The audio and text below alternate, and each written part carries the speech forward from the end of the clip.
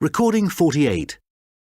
You will hear a hotel manager talking to her staff about the arrangements for an event to be held at the weekend. First, you have some time to look at questions 11 to 15.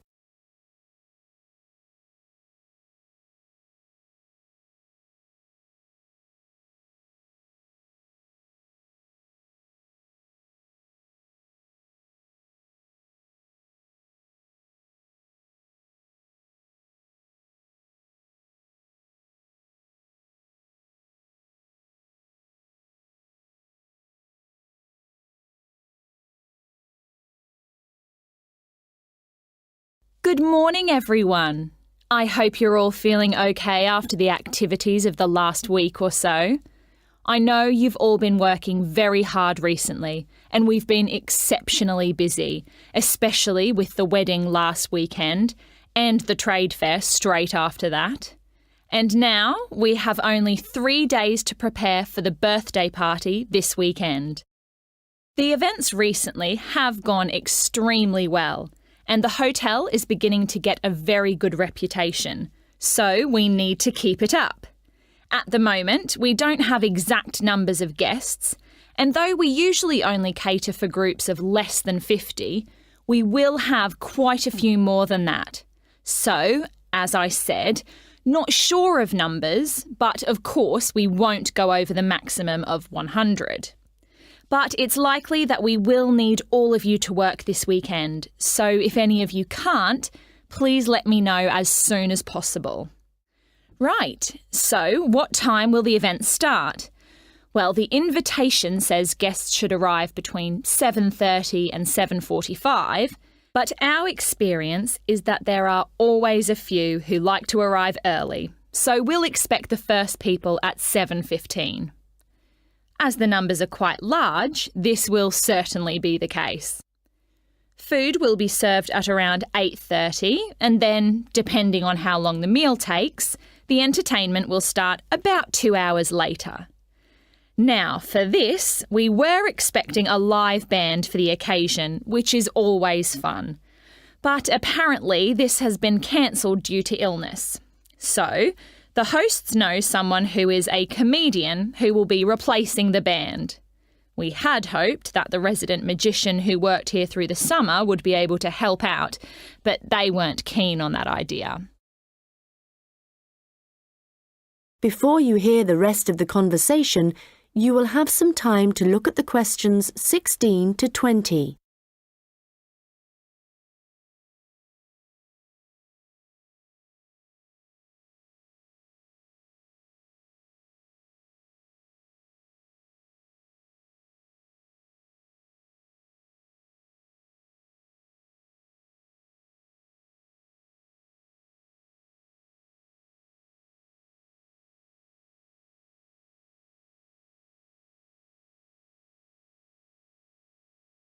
Now listen and answer questions 16 to 20. So, I'd just like to go through who's doing what when the guests arrive, and I think we'll make a few changes from the last party held here. If I remember correctly, it was Olav who coordinated the task of providing the guests with drinks. Or was it Ahmed? I'm not sure. But Gary asked to do it this time, so that will be his job. There's been no decision yet on what the drinks are going to be, but I hope they decide soon in case we need to order something special. Now, for receiving the guests' coats and hats, it's important we have someone experienced doing this, as we don't want guests losing their belongings. And Monica, last time this was your responsibility. Susan, I know you wanted to do this, but as the numbers are quite high for this event, I won't make a change here. Right. Now, last time there was some confusion as to where guests were supposed to go once they had deposited their things, and we had guests roaming around the whole hotel. So, Ahmed and Olav, I believe you discussed the problems with Susan and thought she would be good at guiding guests after they had arrived. And I'm fine with that. Right, and now for some general instructions. Once the guests have arrived, they will be in and around the lounge area. And then at around 8:30, we need to get them to move to the restaurant for their meal. This often proves difficult and can take a long time, so I will ring a bell so that everyone knows it's time to eat. Hopefully, this will speed things up a bit.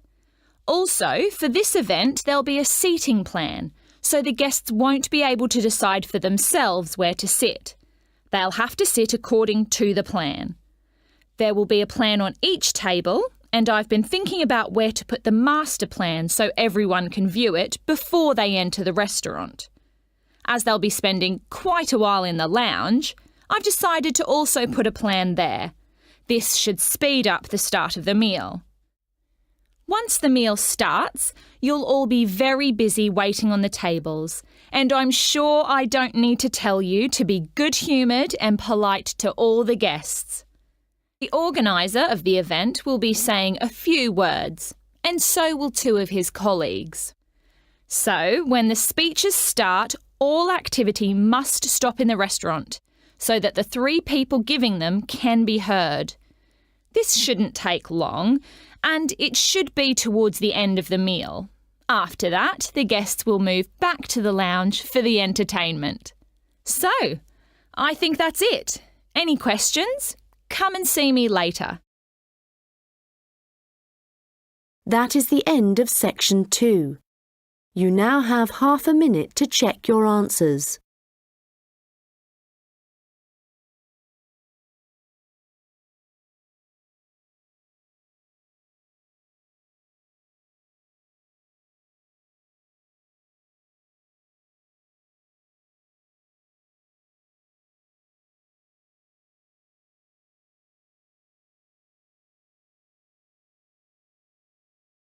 Recording 60. You will hear a police officer giving advice on protection against local crime. First, you have some time to look at questions 11 to 15.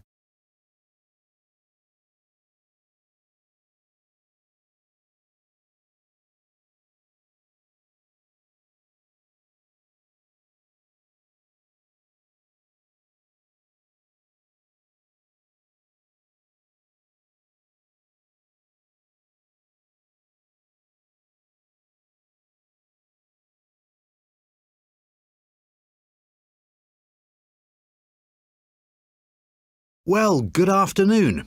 I'm Constable James MacDonald, and as you may know, I'm the community police officer for the local area. That means that, as part of my job, I try to get out in the community as much as possible, talk to the people that live in this neighbourhood, people like yourselves, and make sure there's an effective level of communication between the public and the police, hence the reason for this meeting. There have been several burglaries in the area in the last few weeks, and I'd like to talk about ways you can keep your home and property safe.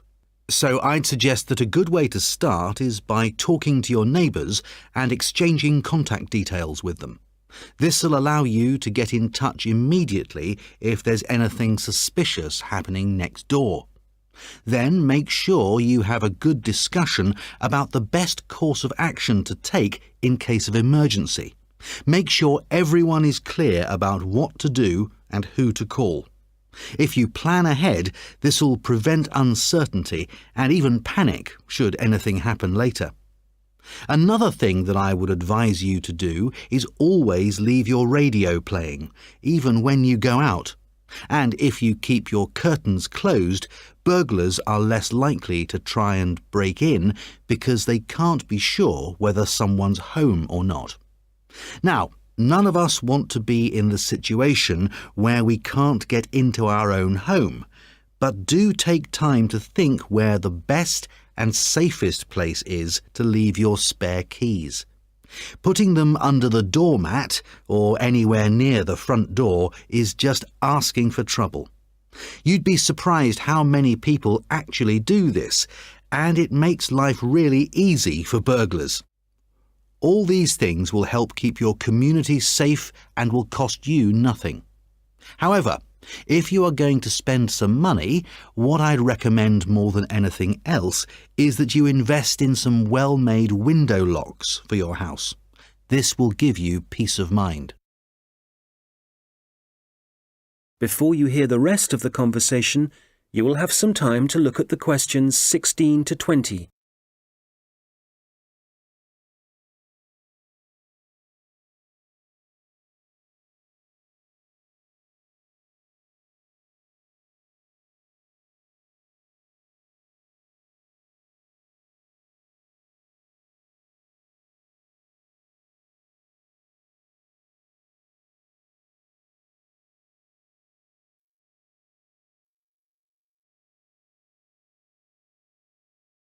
Now listen and answer questions 16 to 20. OK, moving on. Unfortunately, there's been an increase in the number of minor crimes and antisocial behaviour in the general area, and I want to talk about some specific prevention measures that are being proposed. First of all, the skate park. As you probably know, it's well used by younger people in our community, but unfortunately we're getting more and more reports of broken glass, making it especially dangerous for younger children. One possible solution here is to get rid of some of the trees and bushes around the park, making it more visible to passers-by and vehicles. If the vandals know they're being watched, this might act as a deterrent. As you will have heard, a couple of local primary schools have also been vandalised recently, despite the presence of security guards. The schools don't have the funds for video surveillance, so we need people in the neighbourhood to call their nearest police station and report any suspicious activity immediately. Please don't hesitate to do this. I expect most of you are familiar with the problems facing Abbotsford Street. It seems that no amount of warning signs or speed cameras will slow speeding drivers down. I'm happy to say, however, that the council have agreed to begin work over the next few months to put in a new roundabout. What else? Oh yes, the newsagent and the gift shop on Victoria Street were both broken into last week, and although no money was taken, the properties have suffered some serious damage. Access was gained to these shops through the small alleyway at the back of the properties. It's dark, and as you can imagine, no one saw the thief or thieves in action. So we've been advising shop owners along there about what kind of video recording equipment they can have put in. We'll then be able to get evidence of any criminal activity on film. The supermarket car park is also on our list of problem areas. We've talked to the supermarket managers and council authorities, and we've advised them to get graffiti cleaned off immediately and get the smashed lights replaced. If you don't deal with this sort of thing at once, there's a strong possibility that the activity will increase and spread, and then it becomes... That is the end of section 2. You now have half a minute to check your answers.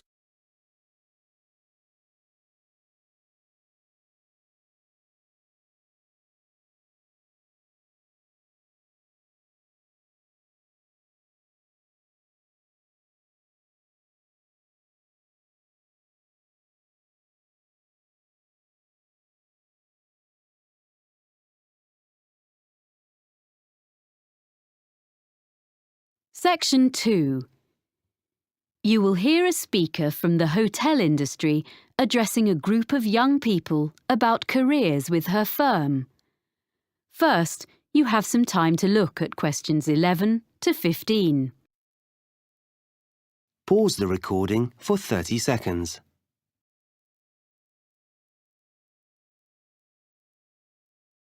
Now listen carefully and answer questions 11 to 15. Good morning. It's a great pleasure to be here in London and to see so many people interested in working in hotels. We in the International Finest Group of Hotels are very proud of our business and we are always on the lookout for quality recruits in every department. Now, I'm going to outline some of the areas of work where we are currently recruiting and the essential skills or qualifications for them. Then I'll run through our recruitment procedure, okay? At the moment, we're looking for a number of people for administrative posts in different parts of the world, and also some roles which involve a lot of travelling. One of our main business streams is hosting special events for other businesses.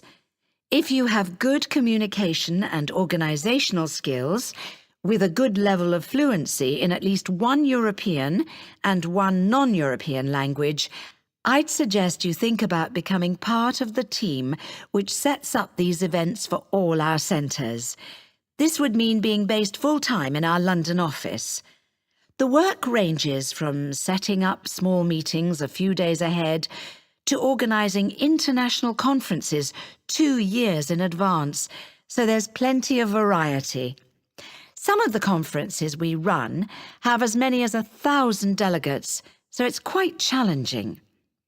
Then there are some posts available for professionals in the catering field. Chefs we can find. It seems this is a popular career choice in many parts of the world, as in the UK these days, in spite of the exacting standards. But people to manage catering departments need more than a love of producing quality food. We're after really energetic and totally efficient young managers who already have the relevant business qualifications, no training on the job here, and they must share the team's determination to make everything run smoothly at any time of the day or night. Or if you are the type of person who enjoys a challenge, what about becoming one of our relief housekeepers? You'll be a good people person, well organised and supremely flexible. As well as covering UK holidays, maternity and paternity leave, there will be times when you have to fill a key post when someone's sick, which could be anywhere in our European, Middle Eastern or Far Eastern hotels, so you must be prepared to hop on a plane at 5 minutes' notice. The International Finest brand name attracts visitors from all over the world and on all kinds of business and leisure trips. Our swimming pools and gyms need to be run by people with the highest standards of customer service. You don't have to be a great athlete, but smart appearance and a pleasant manner are necessary. A diploma in sports science would be the minimum requirement here. Lastly, I'd just like to mention that the main London office has another vacancy. Most bookings come online, especially from the Far East, for people coming to Europe. If you have fluency and some keyboard skills in, for example, Spanish or any Far Eastern languages, either having taken a degree or preferably from having lived and worked overseas, you might be just the person we're looking for to deal with email bookings and queries in the office here. A flexible attitude to working hours is also important, as you may have to come in outside normal office hours. Before you hear the rest of the talk, you have some time to look at questions 16 to 20. Pause the recording for 30 seconds.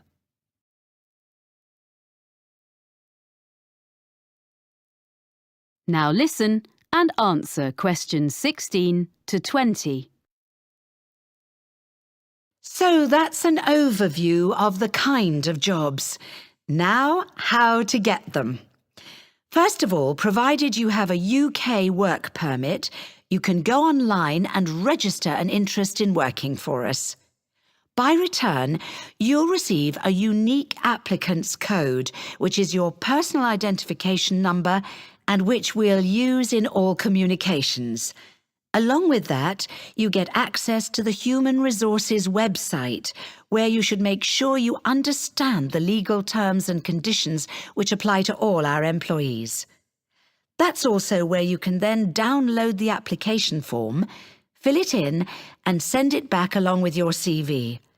You'll know within 48 hours whether you're being considered as you get an automated response. Sorry if it's a bit impersonal, but at least it's quick. Hopefully, if we like the sound of you, there will be in that automated response a list of times for an initial interview which will take place by telephone during the following week.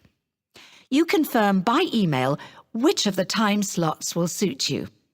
Provided the interview is satisfactory, at that point we'll ask for any evidence of qualifications required, which might be your degree or diploma certificate or so on, which you have to send certified copies of, and we contact your referees. The last thing you have to do is you come along and have a look round the International Finest Group head office, get to know some of our team in human resources face to face, and participate in a one-day recruitment seminar, which involves a number of group and individual activities, along with other potential employees. Then, with luck, we'll offer you a job. So I hope you like the sound of joining our organisation. That is the end of Section 2. You now have half a minute to check your answers. Pause the recording for 30 seconds.